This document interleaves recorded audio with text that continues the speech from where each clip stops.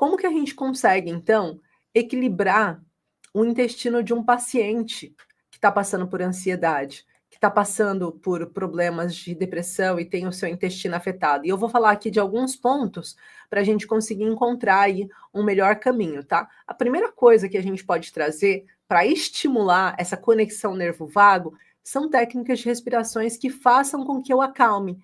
E se eu acalmar a mim, eu tenho menos cortisol. Se eu tenho menos cortisol, menos ácidos na minha região intestinal, meu pH vai descer. E eu posso fazer isso todos os dias, propor para o meu paciente técnicas de respiração, de relaxamento, técnicas que permitam com que ele tenha esse sistema nervo-vagal ativo. Então, como que eu faço? Por exemplo, um pranayama. Eu posso indicar para o meu paciente, ó, inspira por um nariz e expira, solta o ar pela mesma narina, ó. De novo, inspira e solta o ar pela mesma narina. 3 vezes de cada lado. Depois terminou de um lado, fecha o olho, faz do outro.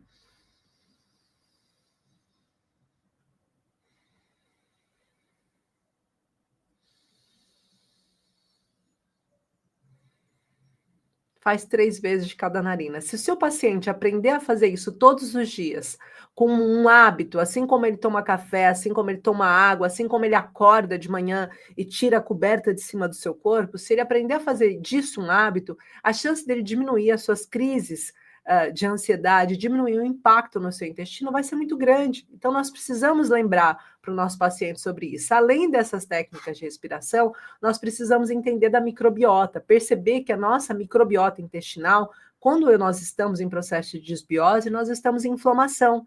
E nós precisamos fazer um restauro da microbiota.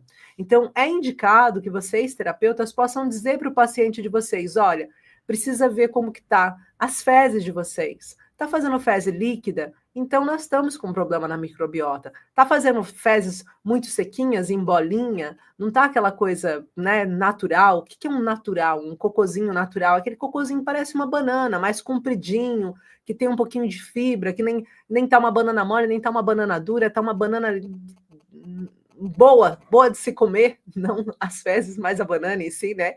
Ou seja, tá com uma qualidade, então eu sei que eu tô com uma boa quantidade de água, uma boa quantidade de fibra, eu tô bem para esse processo. E isso é importante para vocês recomendarem. Então, um paciente que esteja com uma desbiose, ele está com uma inflamação intestinal. E o que eu preciso? De probióticos e prebióticos. Prebióticos é aquilo que vem antes, para eu voltar a proliferar o meu intestino, a minha microbiota, com micro-organismos saudáveis que possam ajudar a minha flora intestinal a estar saudável, a fechar novamente aqueles vasos que vão da parede intestinal, que vai cair os alimentos e vai fazer o processo inflamatório. Lembrando que tudo que inflama nessas paredes intestinais também inflama o cérebro. Ansiedade e depressão tem cérebro inflamado. Então, o intestino também. Nós precisamos ajudar esses dois lados, tá?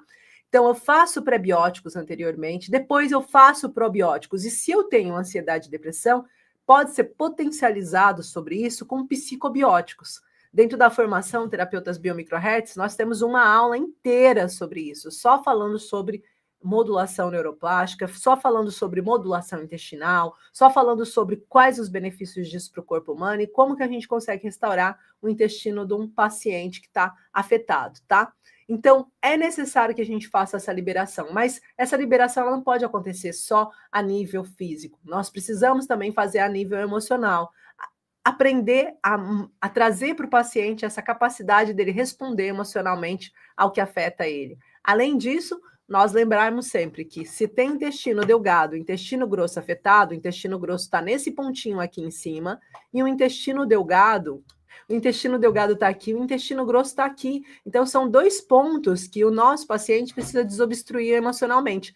Mas lembrando o que eu falei logo no início dessa live, eu não trabalho com pontos isolados, eu preciso encontrar quais outros pontos que estão afetos do meu paciente, porque não adianta eu melhorar o intestino dele e prejudicar o rim, não adianta eu melhorar o intestino dele e prejudicar a bexiga, então eu preciso saber aonde que eu consigo ajudar. Ó, se Belinha fosse um paciente, né, Belinha? Ó, aqui seria o intestino grosso dela, e aqui embaixo, ó, Belinha, tá vendo? Ó, no final da costelinha seria o intestino delgado, tá? Mas para os animais seria diferente.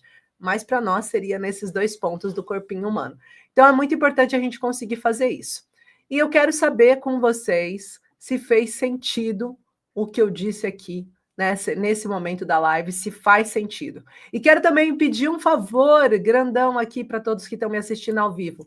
Coloca aí nos comentários quais seriam os temas que vocês gostariam de saber, sobre qual órgão físico que vocês gostariam de ouvir, eu fazendo uma live sobre, trazendo aqui mais conhecimento, mais embasamento, ajudando vocês a ter melhores resultados em alguma parte específica do nosso corpo humano, entendendo que existe muito mais naquele sintoma físico do paciente do que nós podemos imaginar e que é importante nós sabermos o que está por trás do sintoma. Diz aí o que vocês gostariam de me ouvir falando na próxima live. Eu tenho alguns pontos aqui que eu gostaria de trazer para vocês.